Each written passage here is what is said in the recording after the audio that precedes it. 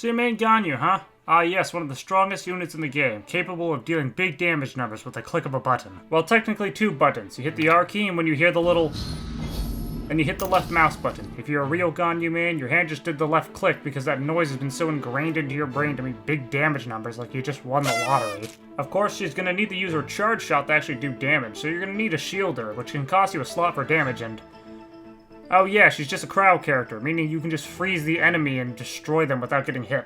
To be fair, she was the only cryo DPS when she came out. Your only other cryo options were a non-DPS with weak support. So the freeze meta wasn't viable until she came out. Now it's so strong, MiHoYo is scrambling to balance it. But hey, if they ever do nerf or balance the freeze meta, you still have the all-powerful melt reaction, which you use if you find freezing every foe extremely boring and prefer coordinating attacks with other characters.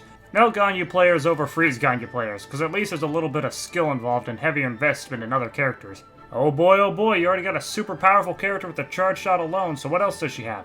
Oh yeah, her insanely strong burst. With the hit of the trusted Q key, you can activate one of the strongest cryo bursts in the entire game. It covers a huge radius, dealing constant cryo damage, and can focus in on grouped enemies. This makes it perfect for comboing for many different bursts and skills, meaning she can also be used as a support unit. But if you're using her as a support unit, then me and the rest of the Ganyu mains will put a curse on you so that way you only pull 3 stars because that is an insult to her potential. Other than her insane damage, you probably made her because of her stellar personality.